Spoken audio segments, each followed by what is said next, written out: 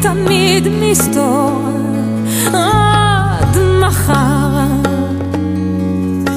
זמן אולי נראה את הזריחה כמו אז, מכאן זה ייראה יותר, או לפחות יהיה אחר.